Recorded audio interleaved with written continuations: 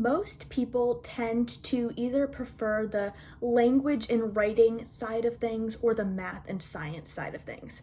I am the exception to that. I love both. I've always loved reading, language, writing, and I've also always loved math and science. When it comes to publishing, I have found that combining all of that together has only been a huge benefit, which is what today's video is about: utilizing math when you're writing and publishing. If you are going into publishing hating math, you have probably thought to yourself, this is great. I am a writer, so I don't need to worry about math as long as my characters don't like math. I hate to disappoint, but budget cuts, royalty cuts, timelines, page and spine dimensions, even marketing to some degree says otherwise. Math is definitely involved in the publishing process. It has to be. But when you utilize it and you really use it as a tool, it's going to give you a boost. Most of the math related side of publishing is pretty straightforward and the rest tends to be optional.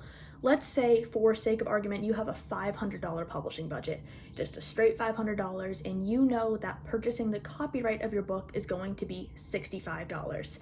Do the math, you have $435 left on your budget. Easy, straightforward, nothing much to it. You can even plug it into a calculator. If you are figuring out the spine dimension, that's another thing that seems complicated, but it's actually really easy because you decide the page size, you change the page size of your book, and I know KDP has a little spine size calculator, I think is the term it's labeled as. Put in the page count and it's going to tell you the spine size yourself. You don't need to do these calculations by yourself. Most of the publishing process that involves math is easy like that. There is a small portion of the publishing process that involves complicated math. Now, still, it's nothing too hard. It is not whole like logarithmic functions. I'm talking about, a little more complicated algebra. For example, when you are pricing your book, you get on KDP 60% minus the print cost of the book. This is still easy math, but it's not straightforward easy numbers anymore. It's not, you're selling the book for $10, the print cost is $2. We're talking, you're selling the book for $14.99, the print cost of the book is $3.73, and you get 60%. It's a little more confusing. KDP does have a little calculator for you. You can plug in whatever price you're thinking for the book, and it's gonna chug out immediately. This is what portion you would get, and there's taxes and stuff like that, but we don't worry about that because we're not doing the tax calculations on KDP. Going forward with it, it's a little bit harder just because sometimes you might need to map it out yourself. You need to figure out what percentage are you really wanting.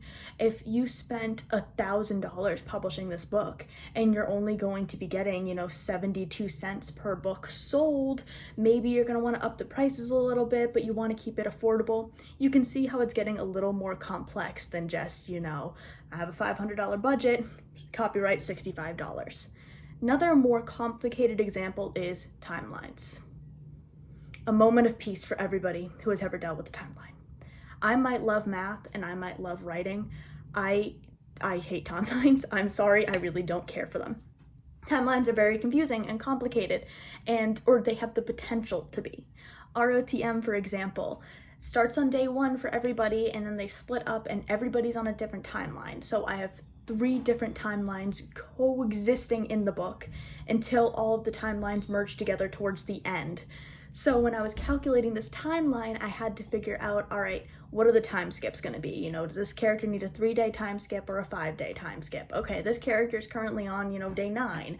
And this character over here is somehow on day 11. So it was confusing and it took a lot of more writing down literally chapter by chapter what events happened on what day.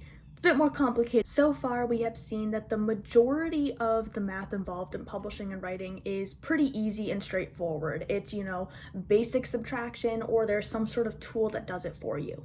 Small portion of it's a little more complex. It might take you, writing everything down, having your calculator next to you. It's a little harder. The rest of it is pretty optional, particularly when you're talking about marketing. However, I would encourage you not to look at the mathematical side of marketing as optional. And I'm talking about the the timeline of marketing.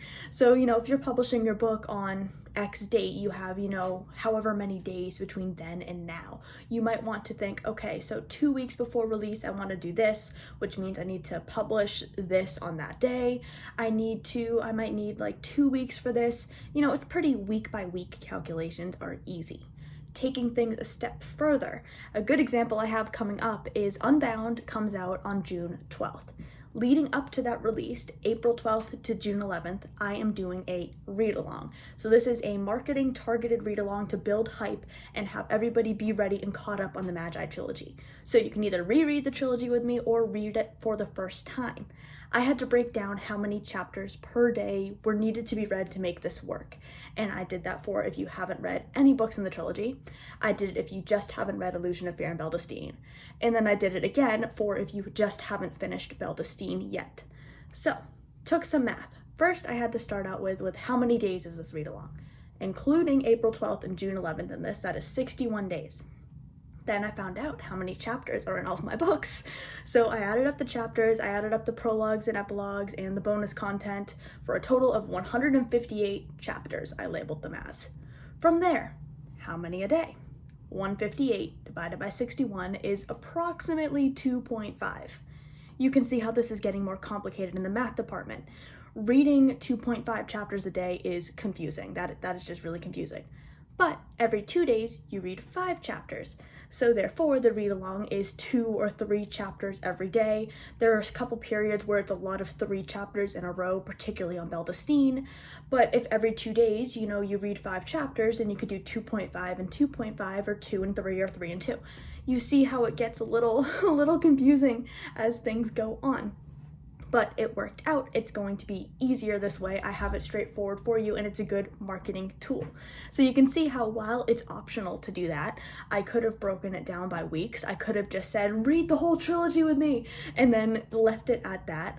I have found that it's going to make the read along a lot easier, that I included the mathematical side in it. So if you choose to include math, doesn't need to be super complicated logarithmic functions. You don't need to be tossing in derivatives or calculus or geometry. If you can avoid adding triangles, please keep the triangles out of your books. Like just ditch it at that point. You get the point. You can add it in and it makes it a bit more beneficial when you're using, basic arithmetic and algebra and just some logic. I'm curious about where you add math into your writing and publishing process. A lot of people utilize it in a lot of different ways because no 2 book follows the exact same publishing process, which is part of the fun. When I published the Mageye versus publishing Beldestein, the first and third book in the trilogy, it was a lot different. So it's always going to change. Publishing Unbound is a completely different process. So I would love to hear about how you utilize it, why, and how it has benefited you. I hope this video didn't scare you too much, particularly if you are the type of person who is strictly on the writing language side of things, which I get, I understand. Writing tends to be more fun than, 2 + 2 = 4. That being said, it is necessary to include math in writing, so I hope this video helped you out. Thank you for coming along with me. Whatever time it is, whether it's morning, evening, or night, have a great day.